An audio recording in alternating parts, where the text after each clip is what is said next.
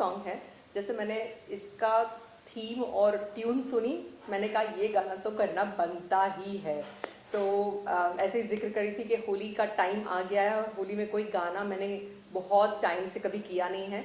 और जब 2025 की शुरुआत इतनी सुंदर हो ही चुकी है करेजवा के गाने से, तो why not some Holi song. और ऐसे ही जिक्र कर रही थी और उतने में मुझे समर जी से बात हुई और उन्होंने कहा कि मेरे पास एक गाना है जो मैं आपके लिए ही सोच रहा था, अगर आपको इंटरेस्ट है तो आपको सुनना चाहिए। और मैंने उस गाने को सुना। जैसे गाना सुना मैंने कहा कि ये गाना है, बजट तो पेश करते रहेंगे हम लोग लेकिन जीएसटी तो कटना चाहिए। और इसी पे ये गाना है, बहुत सुंदर गाना है जिसका टाइटल रखा है 28% जीएसटी कटेला। और टेक मी ऑफिशियल के अंडर ये गाना अभी आप लोगों को देखने मिलेगा। पहला गाना जो है करेजवा, जिसके ऑलमोस्ट आप लोगों को पता है कितना धमाका मच रहा है यूपी और बिहार में। तो 28% जीएसटी कटेला टेक मी ऑफिशियल के अंडर ये गाना आएगा।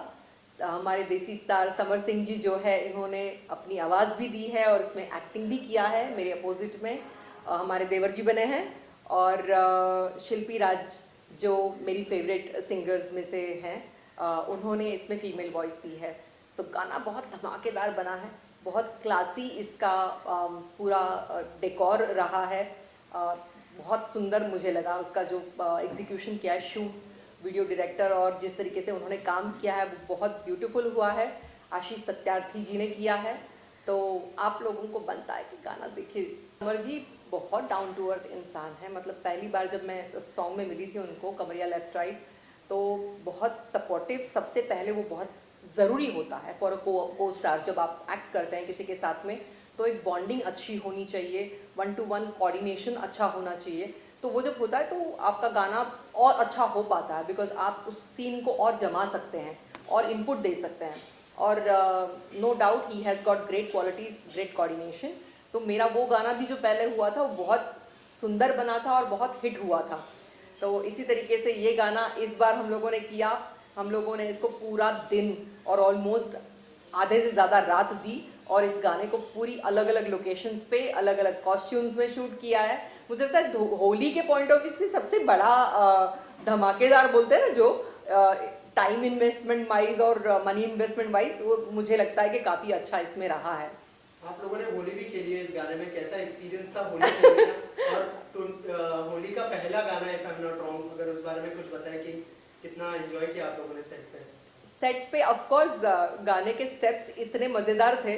और सबसे इम्पॉर्टेंट जो है इसमें, नॉर्मली जो मतलब बातचीत होती है वो बातचीत है, तो कुछ छेड़छाड़, कुछ इस तरीके के डायलॉग्स हैं जो इतने इम्प्रॉम्प्टू लगते हैं और इतने कॉमेडी लगते हैं कि वो आपका गाने का जो पेप है वो और डबल कर देते हैं। तो मैंने होली का इस टाइप का गाना अभी तक नहीं देखा है और अभी तक किया नहीं है। मतलब मेरे करियर स्पैन में भी मैंने होली के बहुत सारे गाने किए हैं, शूट के दौरान, मूवीज़ के दौरान, सॉन्ग्स की शूटिंग भी की है। लेकिन मेरे लिए अब तक मेरी जितनी होलीज़ के सॉन्ग शूट मैंने किए हैं, उसमें से मेरा सबसे बेस्ट गाना अगर मैं कोई बोलूँगी तो वो मेरा ये है। होली होली में सबसे ज़्यादा तो धमाल मस्ती होती है, तो मैं प्रेफर करती हूँ कि मैं कोई शो ना लूँ। जब शो नहीं लेते हैं तो आप खुद एंजॉय कर सकते हैं अपनी फैमिली के साथ में। यहाँ मुंबई में एक अलग ही मज़ा दिखाई देता है उसका। जैसे यूपी बिहार में तो हम लोग जब पहले जाते थे तो हम लोग शूटिंग के दौरान क्या करते कि शूट करते थे, जैसे पैकअप हुआ वैसे सब वेट करते थे कि जैसे तो हम लोग पार्टी थ्रो करने वाले हैं। ये डिसाइड होता था कि हम जिस शूट पे हैं वहाँ पे पार्टी रात को होगी और पूरा वहाँ पे धमाल मस्ती पार्टी एंजॉय करते थे और दूसरे दिन का शूट रिक्वेस्ट करके प्रोड्यूसर को थोड़ा लेट रखवाते थे। लेकिन अब यहाँ मुंबई में नॉर्मली जहाँ पर भी हम होते हैं तो it's like a celebrity event. क्या आप एक होली एक जगह पे नहीं जा सकते हो, आप भले वो टाइम्स की होली हो, यहाँ मतलब इट्स लाइक आप सब जगह पे हॉप कर रहे हो और ट्रैफिक जैम रहता है, लेकिन उसमें सब दोस्त रास्ते में मिले या पार्टीज में मिले, इट्स अलग फन।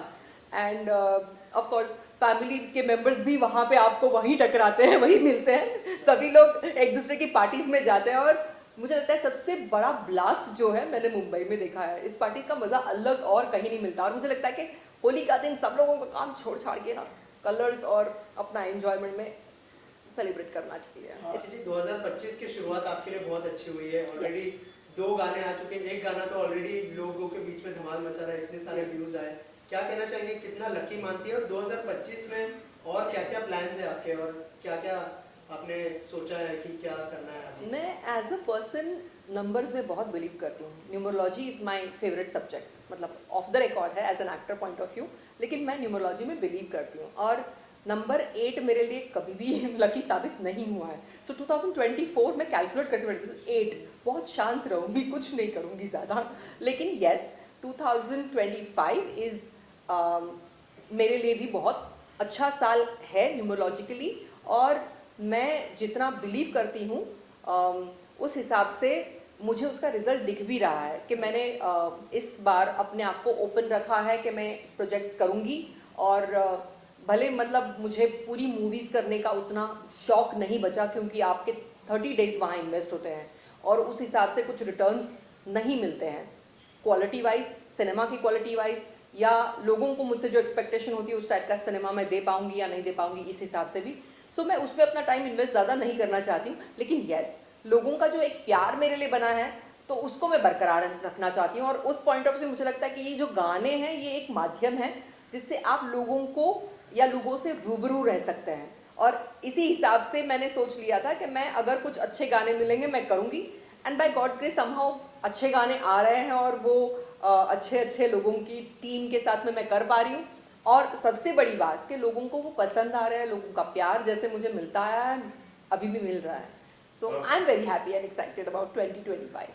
बाकी मैम अभी जो आपका गाना है आपका करेजो, हाँ जी. बहुत सी पोस्टिंग आए, बहुत से ऑडियंस का ये वो जानना चाहते हैं कि पाखी मैम की जो खूबसूरती है, खूबसूरती तो अच्छी है, साथ में फिटनेस बहुत अच्छा है, क्या आप कुछ टिप देना चाहेंगे उनको? मैं जेन्युइनली बताऊं, फिटनेस तो मैं अभी ख्याल इसलिए नहीं कर पा रही हूँ बहुत ज़्यादा, क्योंकि मेरी हेल्थ इश्यूज अभी कुछ हैं जिसके वजह से मैं जो मैं मेरा फॉन्ड ऑफ सब्जेक्ट था जिम करना, मैं नॉर्मली 2 से 3 घंटे जिम करती थी क्योंकि मुझे बहुत अच्छा लगता है, मैं स्पोर्ट्स पर्सन रही हूँ. लेकिन कुछ स्पाइन इश्यूज में नर्व फंसने के वजह से मैं अब उसका मतलब वो नहीं कर पाती हूँ. और उस बात का मुझे बड़ा गम रहता है कि मैं उतनी एक्टिव नहीं रह पाती हूँ. लेकिन हाँ, लाइफ है, लाइफ को आपको एक्सेप्ट करना चाहिए. कभी चैलेंजेस ये आते हैं तो उनको भी लेते हुए आपको आगे बढ़ना है. तो मैं बड़े पॉजिटिवली उन चीज़ों को लेके फिटनेस वाइज ये ध्यान रखती हूँ कि खान पान अच्छा हो, फ्रेश खाना खाएं आप. ये फूड्स जो पैकेट वाले होते हैं वो उनका कभी सेवन ना करें, रेटेड ड्रिंक्स ना पिए. और फिटनेस का सबसे बड़ा मूल मंत्र है कि आपकी यहाँ से खुशी. आप किसी के ऊपर जाने से जितने परेशान होते हो उससे बेटर है कि यार अपने आगे बढ़ने के लिए कुछ करिए और उसमें खुश रहिए.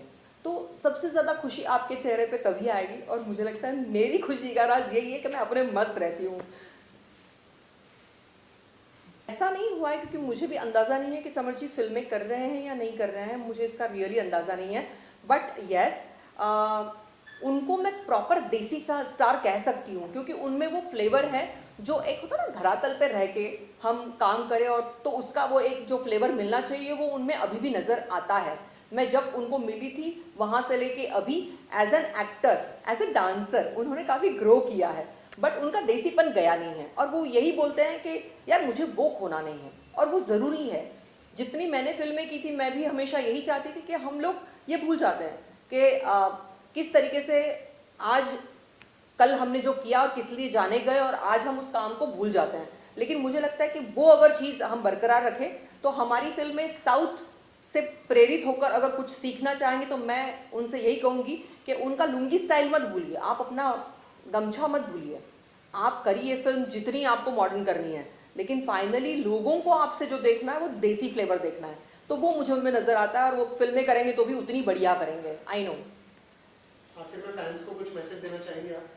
फैंस को मैं यही कहूँगी कि मैं क्या ही कहूँ, मतलब मैं इतने टाइम से आप लोगों के सामने नहीं भी रही, लेकिन मैं जब भी आती हूँ आप लोगों का उतना ही प्यार, उतना ही दुलार मुझे मिलता है ना. Feel so happy. मैं इतनी ब्लेस्ड हूँ कि लोग मुझे बड़ा प्यार करते हैं. मैं जैसी हूँ, मैं जिस हिसाब से हूँ, मुझे वो अपना प्यार कंटिन्यूसली देते हैं. बस यही कहूँगी कि ये भी गाना एक एंटरटेनमेंट वे से मैंने किया हुआ है, तो इसको आप लोगों का उतना ही प्यार और आशीर्वाद दे. इस गाने को देखें. ये नया चैनल है टेक मी ऑफिशियल, तो इसमें ये मेरा दूसरा गाना है, लेकिन ये बहुत अच्छा कंटेंट पेश करने की कोशिश करता है, तो इसको लाइक शेयर सब्सक्राइब करें ज़रूर अगर आपने नहीं किया हो तो। और 28% GST कटीला एक मस्ती वाला पेपी सॉन्ग है, लाइट फन में किया हुआ सॉन्ग है और होली का मेरा सबसे फेवरेट सॉन्ग है। तो ये आपका भी फेवरेट बनना चाहिए। का बनी की ना हो बोला, डेर ना देखिए लो, ना तो उड़ा दें।